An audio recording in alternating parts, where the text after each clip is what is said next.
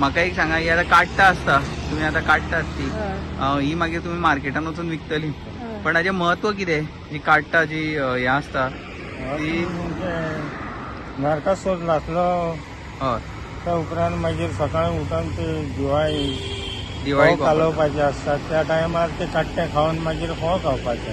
Okay okay. आणि ही आता तुम्ही वाटो असो कितल्यांक विकतली अशी? ही 50 रुपयांक 10 बीन घालताय. ओके हय कोणी वरत जाल्यार व्हरता, नाल्यार 30 रुपयांक 6-7 अशी मागता.